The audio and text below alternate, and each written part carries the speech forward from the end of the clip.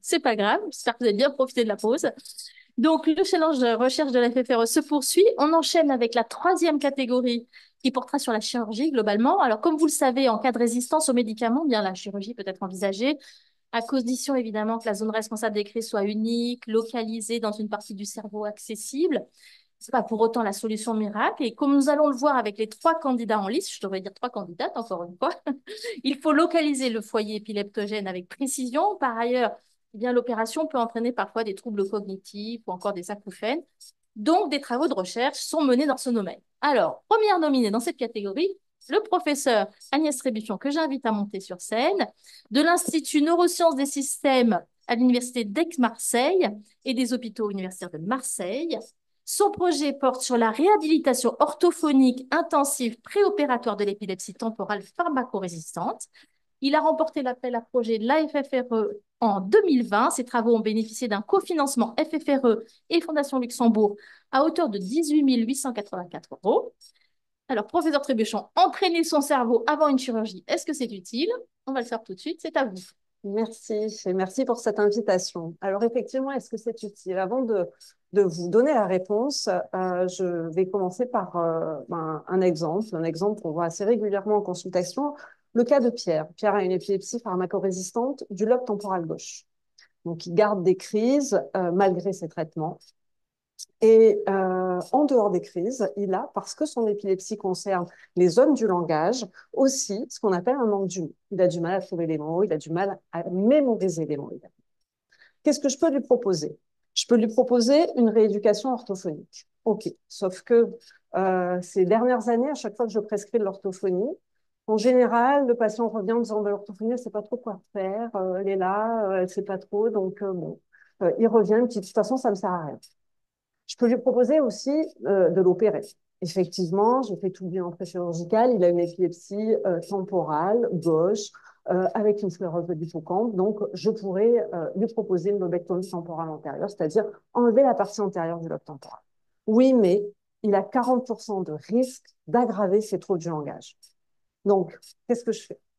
Et donc, cette situation, elle est arrivée, elle est arrivée, elle est arrivée. Et donc, jusqu'à ce que on se dise, et si on faisait les deux en même temps? C'est-à-dire la chirurgie et la rééducation en même temps. Donc, pour arriver à réaliser ce challenge, il fallait d'abord avoir, une rééducation qui marche. Pour avoir une rééducation qui marche, il fallait avoir les bons ingrédients. Qu'est-ce qui va marcher pour rééduquer spécifiquement ces patients?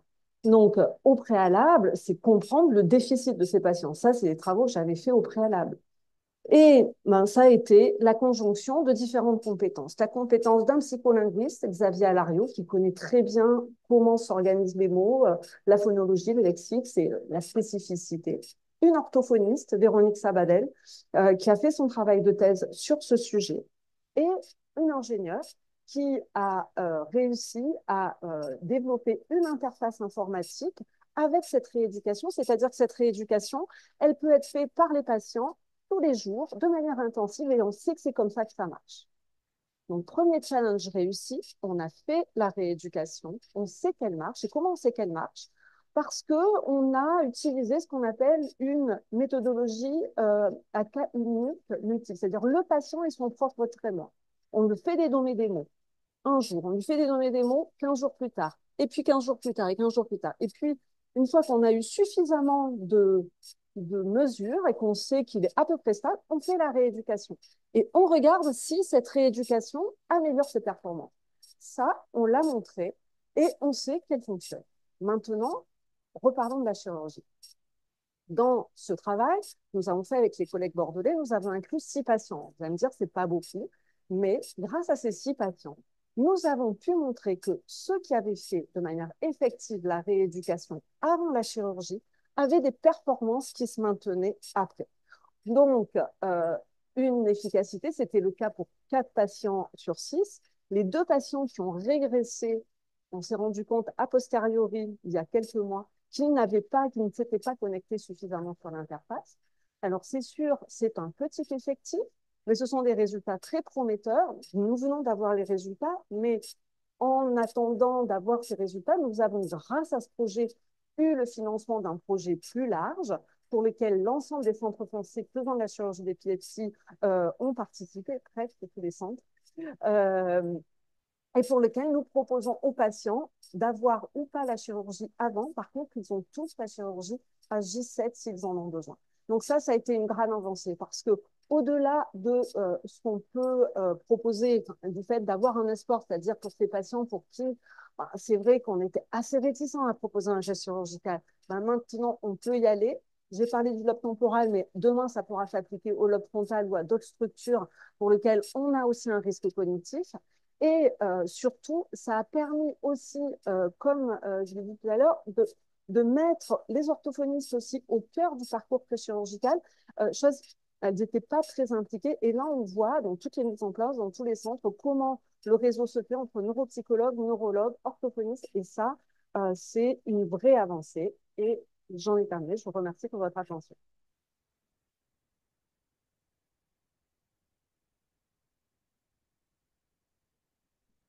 Merci beaucoup. Toujours aussi impressionné par le respect du temps. Merci. C'est une vraie performance.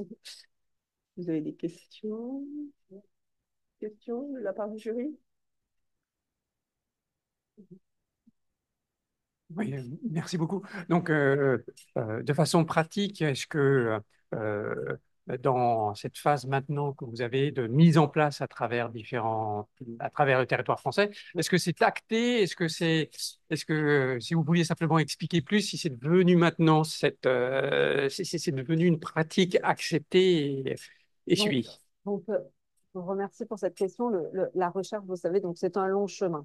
Euh, Aujourd'hui, donc il y a un essai en cours où on teste donc en aveugle, enfin, les évaluateurs seront en aveugle, les patients qui auront eu la rééducation avant et ceux qui n'auront pas eu. Ce qu'on sait aujourd'hui, c'est que la rééducation marche. Donc, c'est ce que je dis quand j'inclus les patients, parce que c'est ceux qui ne vont pas avoir la rééducation. Je dis, ben, je ne sais pas encore si ça protège complètement. Mais ce que je sais, c'est que si vous en avez besoin en post-opératoire, vous l'aurez. Donc, tous les patients aujourd'hui, presque qui ont. On n'a pas pu inclure l'ensemble. Enfin, il manque un ou deux centres de chirurgie d'épilepsie en France qui n'ont pas pu participer au projet, mais j'espère qu'on va encore changer les choses. Donc, une fois qu'on aura ça, ben, bien entendu, j'espère que ça va se démocratiser. Juste pour la petite histoire, il y a autant d'articles qui disent qu'il faut faire de la rééducation. On fait des revues, des consensus d'experts. Il faut le faire, il faut le faire. Mais à l'heure actuelle, il y a 6 patients publiés, c'est tout dans la littérature. Donc là, avec nos travaux, ça va faire un peu plus. Mais c'est vraiment quelque chose qui est complètement novateur sur le champ. Et j'espère avec ces travaux, ben, ça va se démocratiser. Il y a eu une session, et donc j'étais très fière de ça, aux Journées françaises de neurologie de langue française, donc c'est au-delà de l'épilepsie, une session spécifique des orthophonistes sur l'orthophonie et l'épilepsie cette année. Et donc, j'étais très fière de ça parce que, ben voilà, quand même, à force d'en parler, il y a déjà des choses qui bougent aussi côté neurologue. Et c'est intéressant parce que vous parlez de langue française. Oui. Donc, sur les études internationales, vous pouvez dire est-ce qu'il y a ce type d'études qui est fait au Canada ou autre pays sous autre langue? Non, les quelques articles, enfin, il y a un article publié aux États-Unis. Mes collègues nord-américains sont très intéressés. Il y a un groupe de travail sur la thématique. Et ils attendent nos résultats. Et je pense que vraiment une idée, c'est aussi de pouvoir proposer cette interface. Mais après, c'est aussi, là, pour l'instant, elle est sur le site de la PHM de l'université. Donc après, moi, je ne veux pas que ce soit monnayable. Enfin, on a fait ça pour... donc en fait, c'est comment après on la diffuse et on l'a permis, sachant qu'il y a quand même de l'argent pour maintenir, enfin, il y a de la maintenance sur l'interface qui est fait par l'Institut de neurobiologie du langage. Donc, il y a des projets, il y aura des pistes pour les États-Unis et c'est sûr que les collègues canadiens, on est en contact avec des gens à Sainte-Justine qui étaient intéressés également. Après, il faut voir, voilà, ce sont des gens où ça confirme et contribue. On partage.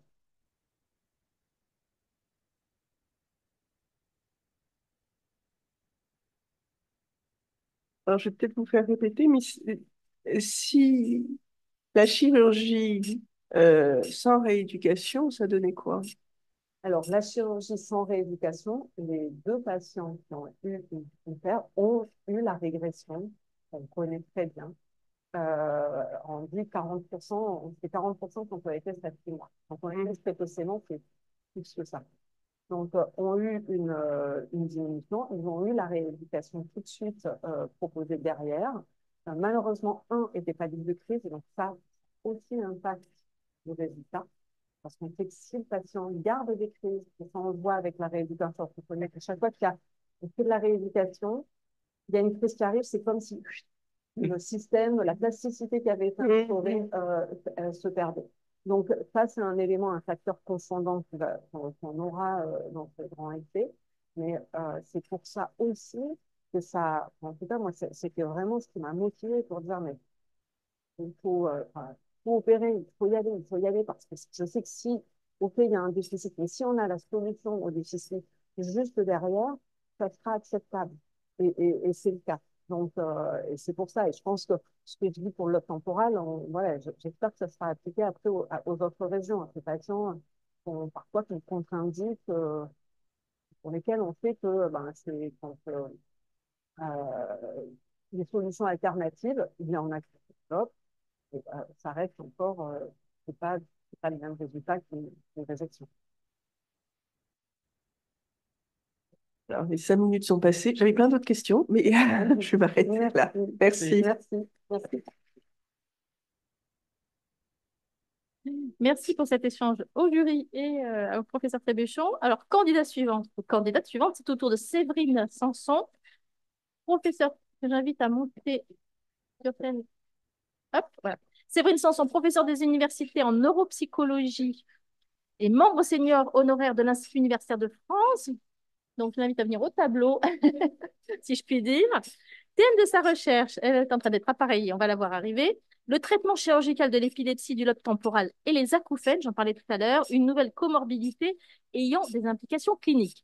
Et ces travaux donc visant à faire progresser nos connaissances sur les mécanismes à l'origine de l'apparition des acouphènes suite à une chirurgie d'épilepsie ont bénéficié de 50 000 euros, d'un financement de 50 000 euros de la FFRE et de la Fondation Rosborg sous l'égide de la Fondation Luxembourg.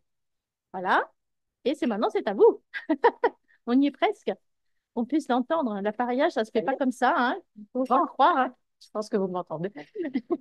Professeur Séverine Sanson, c'est à vous. On vous écoute. Ne vous inquiétez pas, le décompte commence à partir de maintenant. Pas de problème.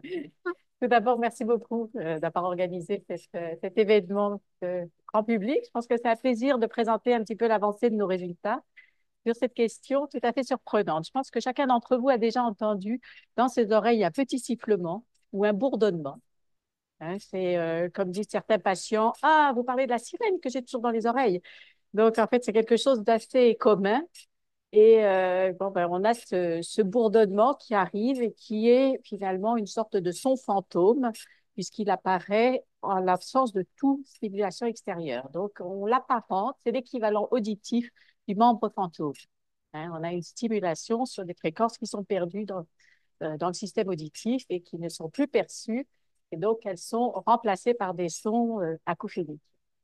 Donc, cette question est troublante parce que si on regarde les prédictions de l'OMS et si on regarde un petit peu la situation de la santé auditive actuellement dans le monde, elle va en se dégradant de manière considérable, c'est-à-dire qu'on sait que l'exposition au son très fort, à la musique forte, au son artificiels, notamment les sons compressés qu'on a dans notre téléphone, sur les jeux vidéo, à la télévision, etc., sont extrêmement délétères pour le système auditif et que c'est irréversible.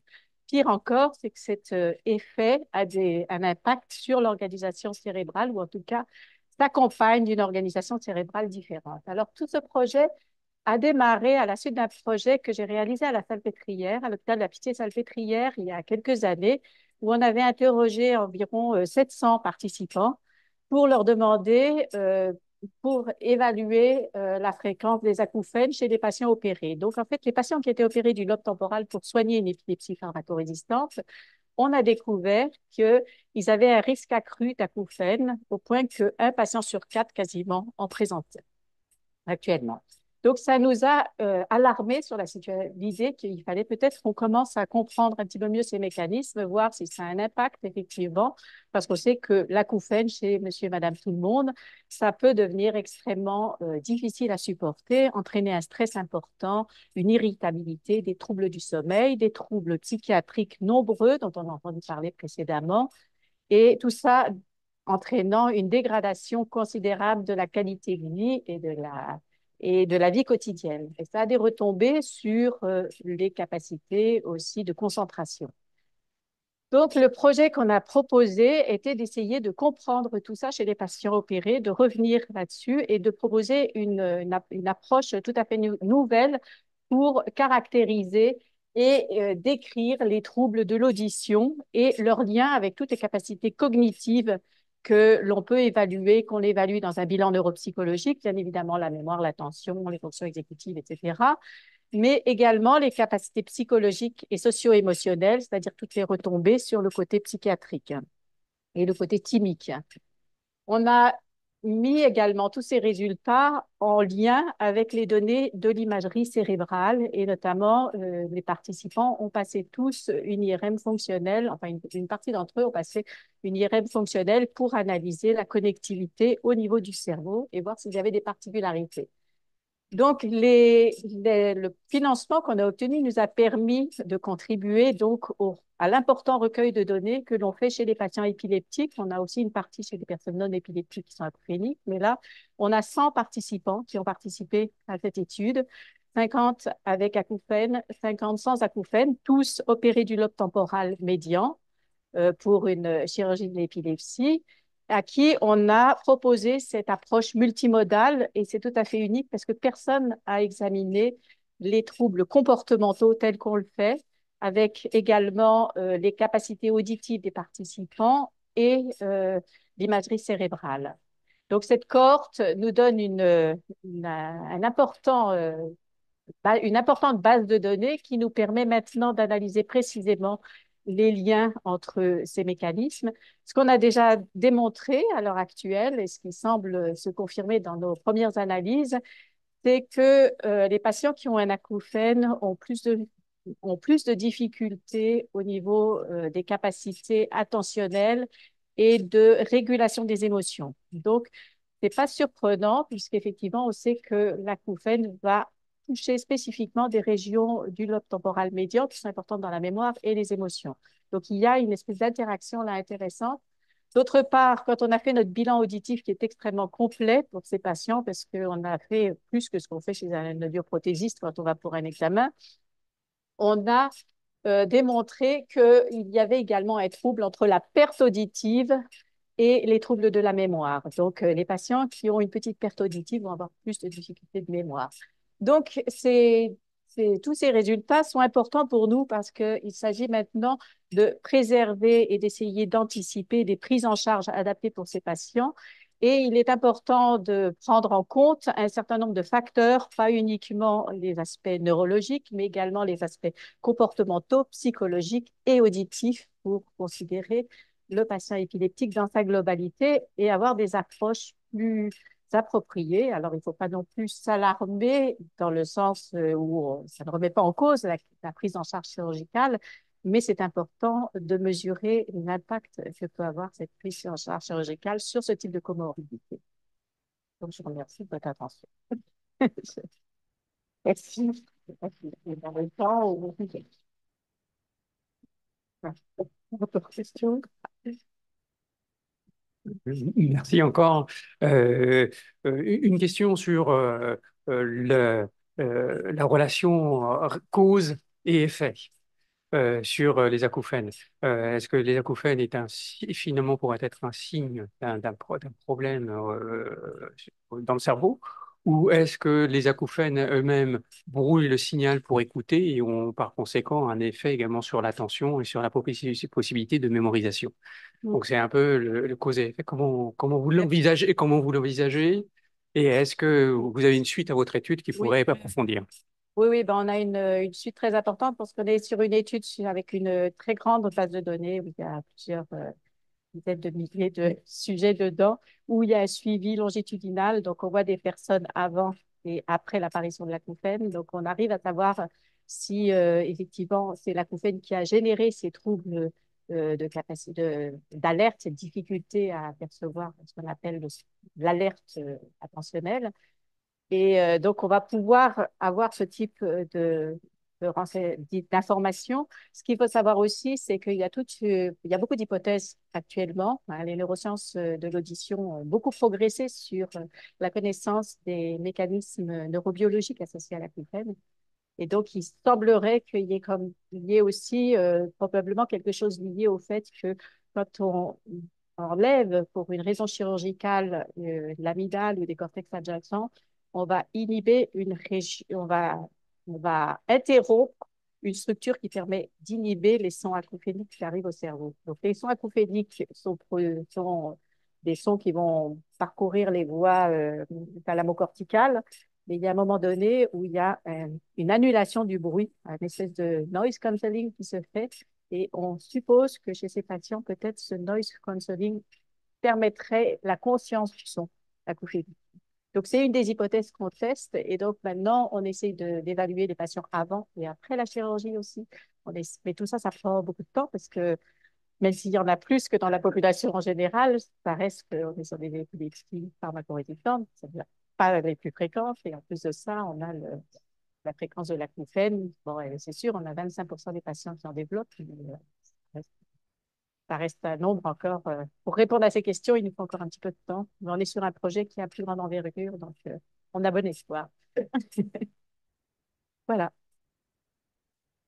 D'autres questions? Oui, moi j'ai une question. Donc en fait, là, ce que vous êtes en train de dire, c'est que vous étiez sur un projet qui était effectivement sur la question acouphène après la chirurgie. Mhm. Est-ce que pour les gens qui n'étaient pas susceptibles d'être opérés, vous allez faire ce type d'études? Alors, Qui ont des problèmes acouphènes avant et qui ne peuvent pas être opérés, tout simplement parce qu'ils ont une épilepsie qui est globale. Est-ce que c'est pas un projet qui est intéressant parce que je pense qu'il y a pas mal d'épileptiques qui ne sont pas susceptibles d'être opérés, qui peuvent être touchés par ça. absolument. Mais ça, je pense que, comme j'ai dit, on sait l'impact des troubles auditifs maintenant sur toute cette accélération du déclin cognitif. Et on sait aussi que l'épilepsie affecte la cognition et peut parfois, effectivement, on en a entendu parler, toucher le langage, la mémoire, etc. Donc, si on essaye de prendre en charge ces troubles de manière plus adaptée, je pense qu'on peut peut-être au même type qu'on le fait pour les personnes qui ne sont pas épileptiques, mais on peut probablement les protéger quelque part de de ce déclin accéléré. Donc, on a, nous, dans le projet, ben, on n'a pas les moyens de le faire. On renseigne les personnes qui nous le proposent. Bon, maintenant, depuis le mois de septembre dernier, je suis rattachée à l'Institut de l'audition, qui est le centre de recherche sur l'audition de l'Institut Pasteur de Paris. Et dans cette structure-là, il y a une IHU Reconnect sur justement tout ce qui est études cliniques sur l'audition. Et je pense que enfin, on a un gros work package sur tout ce qui est acouphènes, les troubles d'hypersensibilité au bruit qui est souvent associé, ou l'hypoacousie, enfin l'hyper ou l'hypoacousie qui sont associés. Et les patients nous disent, quelquefois, ils nous disent, ah mais j'entends même beaucoup mieux. Et en fait, c'est pas qu'ils entendent beaucoup mieux, c'est qu'ils ont une hypersensibilité au bruit. Quand on fait les tests, tout d'un coup, il dit, ah non, non, non, je ne peux plus supporter là, c'est beaucoup trop fort. Ou alors, je ne supporte plus quand on me fait tomber un petit bout de papier à côté de moi, c'est insupportable. La semaine dernière, qui m'a dit ça. Donc, ils sont, je pense, vulnérables pour ce type de trouble et je pense que les conséquences risquent d'être encore plus importantes sur des gens vulnérables que sur des gens qui ne le sont pas. D'où l'importance, à mon sens, de les prendre en compte, sachant que l'audition a des retombées tellement importantes sur la communication, sur l'isolement social, etc. Il faut, c'est indispensable et c'est surprenant d'ailleurs parce qu'on évalue la vision après l'opération, on vérifie les champs visuels, tout ça, mais on ne vérifie pas l'audition. C'est vraiment dramatique. Et maintenant que nous, on l'a fait, en tout cas sur 100 patients, on a des données qui montrent que ce n'est pas des grosses pertes cognitives, mais il y a une petite chute et qui semble impacter aussi. Donc, il y a l'acouphène, une petite chute, il y a une hypersensibilité au bruit, mais en revanche, la bonne nouvelle, c'est qu'ils sont moins affectés, il y a moins de détresse associée à l'acouphène. Donc, ils en ont, Alors, je ne sais pas si c'est parce qu'ils sont traités de On va, la chirurgie et que c'est beaucoup moins grave d'avoir des acouphènes que faire des crises, peut-être, pour eux. on va Mais il y a peut-être pas tout conclure, ça. peut-être. Merci beaucoup. Allez, je vous laisse parce que sinon, on va continuer. Merci. Alors, dans cette catégorie approche de la chirurgie, il nous reste un dernier projet à découvrir. Il est porté par le professeur Viviane Bouiret, qui vient monter, de l'unité de neurophysiologie clinique et d'épileptologie au CHU Bicêtre et du laboratoire d'imagerie multimodale. Son projet de recherche, on va y arriver, porte sur un nouveau traceur PET-IRM de l'inflammation. Le but étant d'améliorer l'implantation des électrodes intracrâniennes qui permettront de localiser le foyer, on en parlait. Elle a décroché l'appel d'offres recherche clinique de la FFRE en 2017 et a touché un financement de 60 000 euros.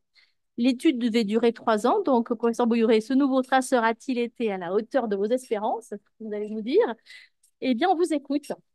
Merci pour l'organisation de cette réunion et merci de nous donner la parole et de pouvoir présenter ces résultats. Donc effectivement, dans cette approche à la chirurgie, le bilan comporte chez les patients la réalisation d'une IRM et d'un examen de fonctionnel du cerveau qui utilise le sucre, hein, pour étudier donc comment fonctionne le cerveau, et il a attendu un hypométabolisme dans la zone de dysfonctionnement qui est responsable des crises. Mais il y a quand même un certain nombre de patients chez qui finalement, eh ben, ces examens sont normaux, et on sait que quand ces examens sont normaux, du coup, le pronostic, enfin le résultat de la chirurgie est moins bon. Donc du coup, on s'est dit, est-ce qu'il n'y aurait pas d'autres traceurs qui peuvent nous apporter des informations sur le fonctionnement du cerveau en lien avec l'épilepsie pour essayer de localiser le foyer responsable des crises, en particulier dans cette situation, donc où les autres examens ne sont pas parlants en particulier. Alors, l'idée, pas de moi, est venue de la recherche fondamentale qui nous a montré qu'il y avait quand même un lien étroit entre inflammation et épilepsie. Et dans un modèle animal aussi, qu'on avait étudié avant de faire ces travaux, on a eu l'impression que le traceur avait la bonne idée de se fixer sur la zone d'où semblaient partir les cris. Donc, quelle bonne idée du coup de se dire, eh bien, essayons d'utiliser ce traceur chez les patients épileptiques pour voir si finalement cette agression que représente l'épilepsie est bien mise en évidence par notre traceur, puisque fondamentalement, à l'état normal, le cerveau, il n'a pas plein d'inflammation, il fonctionne avec un bas bruit d'inflammation. Et quand il subit une agression, il va sortir des mécanismes un peu de défense, et c'est ça qu'on va essayer de tracer avec ce traceur de l'inflammation. Donc, cette étude a été conduite grâce à 23 patients qui étaient candidats à la chirurgie et qui, au-delà même d'être candidats à la chirurgie, étaient aussi candidats à une SEEG, puisqu'on a pris, quitte à faire, les patients les plus compliqués. 23 patients, donc, nous ont permis de faire cette étude. Et 6 traceurs avaient été utilisés dans d'autres pathologies, comme la maladie d'Alzheimer, ou dans la CEP, ou dans la sclérose en plaques, ou dans différentes affections neurologiques. En fait, jusque-là, c'était des études de groupe qui avaient été faites. Donc, à l'échelle individuelle, finalement, étudier un patient, ben, on n'avait pas vraiment ce genre de données. Donc, on a été très contents, et c'est vrai que moi, j'ai angoissé. Le premier examen a eu lieu juste avant Noël. Et je me souviens que je regardais derrière la console en me disant, j'espère que ça donne quelque chose, j'espère que ça donne quelque chose, parce que je peux vous dire, c'est un peu stressant quand même quand on fait le premier examen. Et effectivement, alors j'ai vu un spot qui n'était pas du bon côté, mais parce que ma caméra avait remonté les images dans le mauvais sens. Mais du coup, j'ai passé très mauvaises vacances de Noël en disant, oh là là là là, il nous montre le foyer, mais pas du bon côté. Mais bon, finalement, tout va bien. Et qu'est-ce que nous a dit ce traceur? C'est qu'effectivement, il a pu localiser à l'échelle individuelle, donc le foyer responsable des crises, ou de la crise, ou enfin, je veux dire, qu'il y ait un ou plusieurs foyers, qu'il y ait une lésion ou qu'il n'y en ait pas. Et surtout, comme dans le cas de cette situation, donc là, le FDG, je vous rappelle, c'est l'examen qui est remboursé par la sécurité sociale, et ça, c'est le traceur. Donc, quand je vous dis qu'il s'exprime peu en dehors de la zone responsable des crises, on est vert. Et là, on a un superbe spot sur la zone qui est responsable des crises. Donc là, c'est difficile à ne pas voir, si je puis dire. L'intérêt, c'est aussi le traceur qui augmente plutôt que diminuer, parce que quand on a une lésion dans le cerveau, fatalement, il y a un trou, donc on peut comprendre que le traceur ne va pas se fixer. Alors que quand il y a une surexpression, ben là, ça montre qu'il y a des choses à côté qui se passent et on peut voir des choses qu'on ne verrait pas en FDG. Donc, on a poursuivi cette étude, donc on a montré que non seulement il nous révélait le foyer des crises, il nous le révélait dans un certain nombre de situations où l'IRM et le FDG étaient normales, et en plus, on a quand même vérifié qu'évidemment, il nous montrait bien le foyer des crises et on a corrélé avec nos résultats des SEEG le foyer à l'origine des crises qu'on avait en SEEG avec notre hyperfoyer, notre spot rouge, si je puis dire là sur cette image, en montrant bien qu'il y a bien une colocalisation entre les deux, qu'il y avait une corrélation entre l'hyperfixation du foyer, donc qui nous montre bien l'origine des crises. Donc, effectivement, du coup, on peut espérer que ce traceur puisse améliorer la prise en charge chirurgicale des patients candidats à la chirurgie en révélant des foyers qui n'étaient pas révélés jusque-là par d'autres examens. Du coup, peut-être améliorer le pronostic post-opératoire. Du coup, peut-être même éviter d'aller jusqu'à la SEG le jour où son intérêt sera pleinement démontré et parfaitement identifié. Après, on peut aussi décliner son utilité sur plein d'autres aspects. Par exemple, voir à travers les thérapies anti-inflammatoires si on peut éteindre ce foyer. Enfin, voilà, après, je laisse votre imagination. Imaginez vous-même les possibilités de ce traceur qui, donc, à titre de innovation, représente finalement le premier traceur qui nous révèle l'inflammation du système nerveux central qui jusque-là n'était pas présent. Je vous remercie de votre attention. Merci beaucoup. Vous avez de vos questions. Je- Euh, Pour, pour le suivi, vous avez eu une cohorte qui était relativement restreinte. Donc, pour les étapes suivantes naturelles dans votre projet, quelles seraient-ils pour pouvoir confirmer le rôle de Strasser? Vous ne pouvez pas me faire plus plaisir en me posant la question. Alors bon, on continue quand même d'explorer au maximum notre micro-série, effectivement. On a 23 patients, ce n'est pas suffisant. La meilleure façon de démontrer que ce traceur est utile, c'est de prendre, enfin, il n'est plus là, mais enfin, de prendre mon image avec le spot, de le retirer et de démontrer qu'on guérit le patient. Voilà. Donc effectivement, notre financement pour la suite du projet pour valider comme ça ce traceur, c'est la seule façon, quoi. Et c'est comme ça qu'on a d'ailleurs déjà validé le FDG, mais dans les années 90. Mais pardon, dans le cas justement, c'est de retour sur l'écran. Le patient a été opéré là ou Alors, pas? elle est en cours. Elle est en cours. Elle est en C'est cours. une jeune fille qui fait malheureusement à peu près 5 crises toutes les nuits et qui est infirmière. Malgré envers et contre tout, elle continue ses études avec un mérite remarquable. Et en plus, elle était, enfin, c'est vous dire son courage parce que, juste pour la petite histoire, elle est phobique de l'IRM. Et alors, je peux vous dire que je lui en ai fait passer des IRM, mais en fait, elle est tellement volontaire dans sa prise en charge qu'elle a réussi. Alors, elle a trouvé ses moyens à elle. Elle arrive avec quelques doudous là pour passer sous son IRM. Mais en plus, c'est du petit IRM, donc c'est une machine redoutable. Mais donc, elle a réussi à vaincre son angoisse pour tellement le handicap est important et elle est volontaire. Et donc là, elle est opérée au mois de juin. Voilà. Donc, je vous dirai la suite, évidemment. Oui, Et donc, effectivement, alors il y a certains patients qui ont été opérés. Disons que ceux à qui on a retiré le spot semblent être guéris, mais là, on ne peut pas conclure parce que c'est que 8 patients sur notre série complète. Parce qu'en fait, ils n'ont pas eu tous une SEG. Enfin, et vous savez, la vie n'est pas toujours facile. Hein. Et donc, sur les 23 patients qui ont effectivement eu l'examen avec ce nouveau traceur, il y en a quand même que 17 qui ont eu une SEG. Il y en a certains qui ont été récusés à la chirurgie puisqu'ils avaient plusieurs foyers. Enfin, là, c'est la vie de tous les jours enfin, de la chirurgie de l'épilepsie. Et encore une fois, on a vraiment pris des patients les plus compliqués possibles. Hein, donc, voilà. Et internationalement, vous avez ici d'autres pays, d'autres équipes de recherche cherchent d'autres traceurs. Alors, il y a plusieurs générations dans ces traceurs. Hein. Donc, à Orsay, on en est à la 800e dose, a priori, de DPA, parce que donc, il est utilisé dans d'autres pathologies du système nerveux central, pas que pour l'épilepsie, malheureusement. Hein, j'aurais bien gardé l'exclusivité, mais donc, il y a des générations de traceurs. Je ne dis pas que ce sera le traceur du futur, c'est peut-être pas celui-là, parce que je vous passe les détails sur quand même la difficulté à reconstruire les images, à traiter tout ça. Mais en tout cas, la philosophie de s'intéresser à l'inflammation du système nerveux comme réellement un outil pour localiser le foyer responsable des crises et mieux comprendre l'épilepsie est définitivement utile. Merci. Merci beaucoup pour votre intervention, c'est vraiment très très intéressant. D'un point de vue très concret, comment il est ce traceur en fait? C'est comme un produit de contraste? Ah non, alors en fait, alors oui, je vous ai passé parce que j'aurais souhaité avoir beaucoup plus de diapositives, et ma première diapositive était un rappel sur le fonctionnement du PET, hein. Donc j'ai été un petit peu dans mes bonnes intentions de vous faire toute une histoire sur.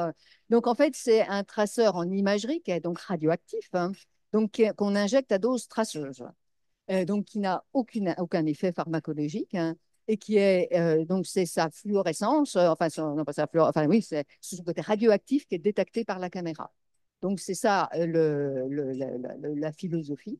Et donc, alors effectivement, faut-il que ça soit une molécule qui passe la barrière hémato-encéphalique, qui ait une autre spécificité, que le rapport signal sur bruit soit bon. Enfin, après, on rentre dans les problématiques du PET, et effectivement, voilà. Mais donc, c'est un traceur de PET, effectivement. Alors, qu'est-ce que c'est précisément? C'est en fait une molécule qui se trouve sur la mitochondrie. La mitochondrie, c'est quelque part la centrale thermique un peu de la cellule. Et quand il y a une agression, c'est le TSPO, c'est le nom de ces molécules, se surexpriment, deviennent plus nombreux au sein de cette mitochondrie. Et c'est comme ça, en fait, on révèle. Donc, en fait, nous, on touche à rien sur ce qui s'exprime dans le cerveau. On révèle juste ce qui se passe.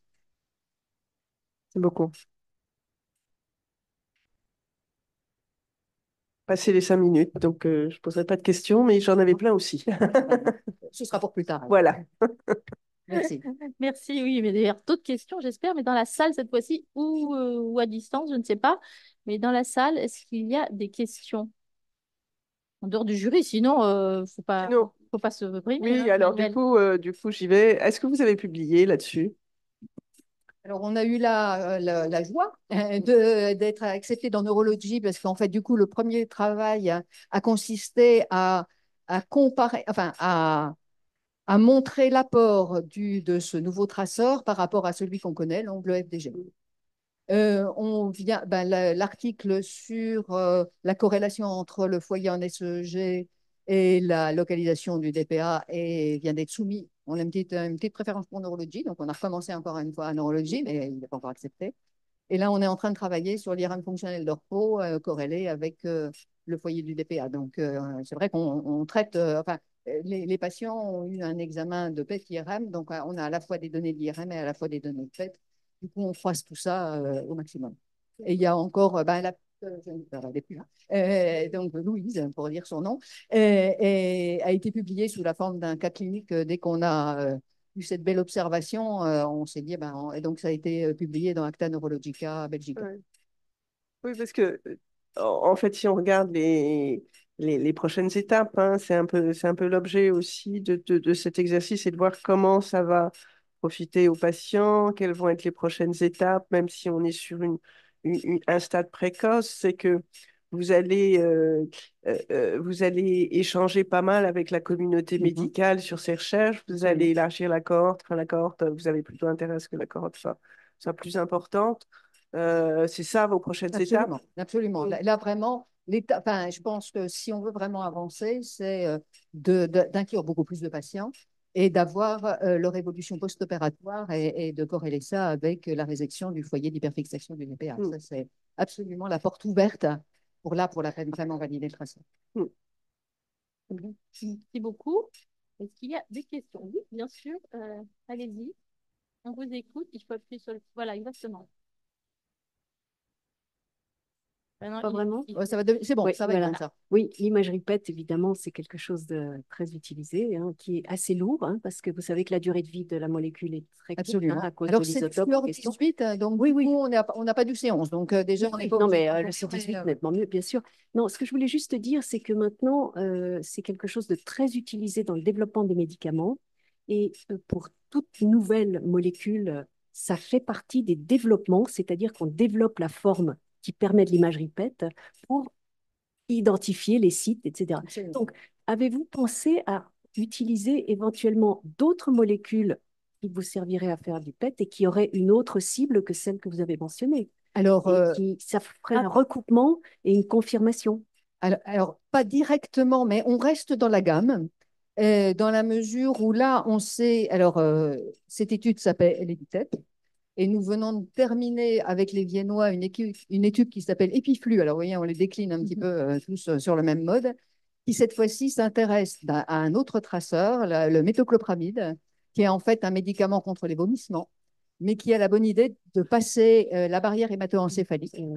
Et enfin là, ce travail qui n'a rien à voir avec l'EpiTep et qui a été financé par une ANR, donc qui est tout à fait différente, qui s'intéresse justement à l'efflux des protéines. C'est-à-dire, une hypothèse de la pharmacorésistance, c'est qu'en fait, les médicaments n'arrivent pas à leur cible dans le neurone et sont chassés par des protéines, des pompes qui leur disent toi, tu es une molécule étrangère, sors donc. Voilà. Et donc, on est en train d'analyser ces données et il y a un premier article qui vient d'être soumis Neuroimage, je crois, pour montrer déjà que le K2, enfin, c'est-à-dire la sortie la partie sortante de la molécule est surexprimée chez les patients. Un autre type d'imagerie, mais qui confirmerait ce que vous avez avec deux types d'imagerie. C'est ça que je voulais dire. Vous voulez dire, alors le problème, c'est d'avoir, à quoi vous pensez? J'ai pas de, moi je connais Parce pas. que vraiment, possible, avoir une imagerie qui rentre dans le cerveau et qui permet de voir des structures profondes, vous cherchez non invasives. Quelle est la zone qui est impactée par la. Absolument.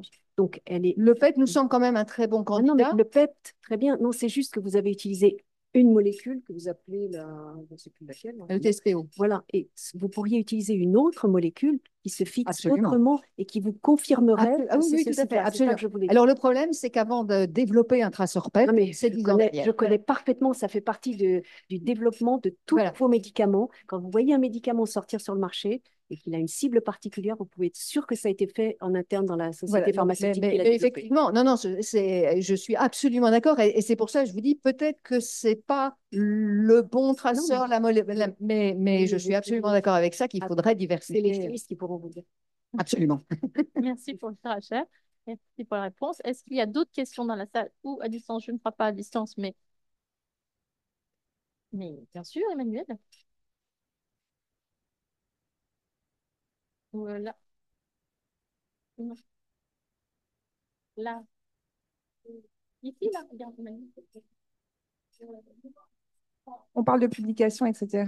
J'en profite pour rappeler à tous les lauréats, en fait, que non seulement, évidemment, quand vous publiez, n'hésitez pas à citer la fondation, mais enfin, vous n'êtes même pas obligé de le faire, mais surtout, dites-le nous, parce que c'est ce qu'on disait tout à l'heure pour d'autres projets, c'est-à-dire qu'à partir du moment où il y a des publications, il y a des résultats, nous, ça fait partie de la suite, on peut faire des communiqués de presse, en parler dans la presse, publier des résultats sur les réseaux, etc. Donc, voilà. Au-delà du fait que c'est inscrit dans nos conventions respectives, mais c'est super important que vous pensiez à nous faire ce retour-là aussi, qui est une autre forme de retour aux donateurs qui sont ici. Quoi. Tout à fait, bien sûr.